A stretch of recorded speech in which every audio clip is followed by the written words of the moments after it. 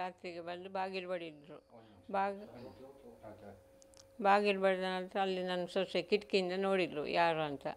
ಅದೇ ಅವರು ಪರಿಚಯದವರೇ. ಅಂತೇಳಿ ಮತ್ತೆ ನನ್ನ ಹತ್ರ ಬಂದು ಹೇಳಿಲ್ಲ ಅವರು ಅಕ್ಷಯನವರು ಬಂದಿದ್ದಾರೆ ಅಂತ. ಬಂದಿಬ್ಬರು ಒಟ್ಟು ಅವಳು ಬಾಗಿಲು ತೆಗೆದ್ಲು. ಬಾಗಿಲು ತೆಗೆದು ತಲವಾರು ಎಲ್ಲ ತೋರಿಸಿ ವಿನಯ ಎಲ್ಲಿದ್ದಾನೆ ಅಂತ.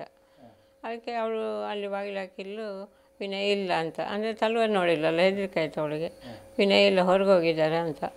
ಇಲ್ಲ ಅಂಥೇಳಿ ಅಲ್ಲೆಲ್ಲ ಬಂದು ಅವರನ್ನೆಲ್ಲ ಹೊರ ಬಾಗಿಲು ದೂಡಿ ಒಳಗೆ ಹೋದರು ಕೋಣೆ ಒಳಗೆ. ಅವ ಮಲಗಿದ್ದಾನೆ, ಇದ್ದರೆ ಅವನಿಗೆ ಬಂದು ತಲವಾರಲ್ಲಿ ಬಡ್ದದೆ.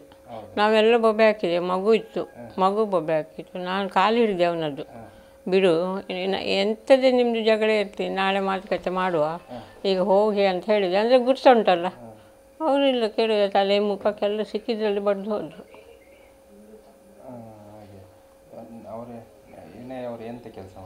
ಅವನು ಎಲೆಕ್ಟ್ರಿಷಿಯನ್, ಈಗ ಮತ್ತೆ ಈಗ ಪೈಂಟಿಂಗ್ ಕೆಲಸಕ್ಕೆ ಹೋಗ್ತಾ ಇದ್ದ.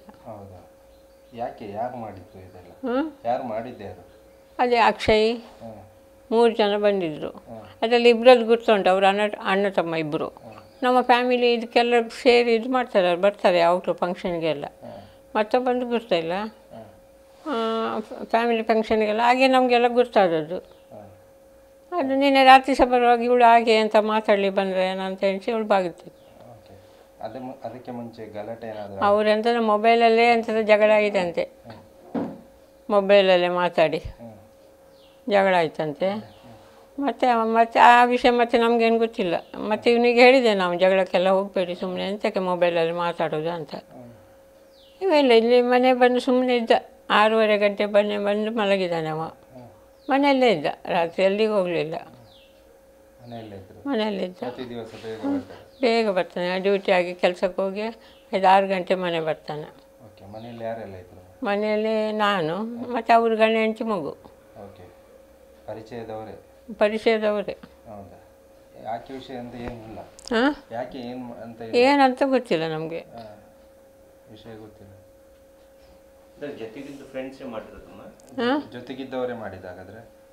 ಗುರ್ತದವರೇ ಎಲ್ಲ ನಮ್ಮ ಫಂಕ್ಷನ್ಗೆ. ನಮ್ಮ ಅಲ್ಲಿ ನೀಟೂರ ನಮ್ಮ ಮನೆಯೆಲ್ಲ ಉಂಟು, ಎಲ್ಲ ಫಂಕ್ಷನ್ಗೆ ಬರ್ತಾರೆ ಅವರು, ಅಣ್ಣ ತಮ್ಮ.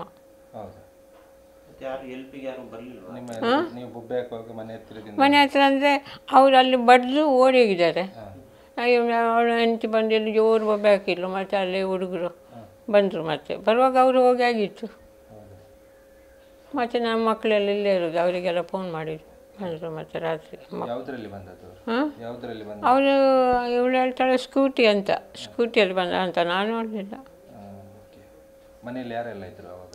ಎಲ್ಲಿ ಇಲ್ಲಿ ನಾವೇ ಇರೋದು. ಅವರೇ ಗಂಡ ಹೆಂಡತಿ ಇಲ್ಲಿ ರೂಮಲ್ಲಿ ಮಲಗಿದ್ರು, ನಾನು ಆಚೆ ರೂಮಲ್ಲಿ ಮಲಗಿದ್ದೆ ಅಷ್ಟೇ. ನಾವೇ 3-4 ಜನ ಮಗು ಸೇರಿ.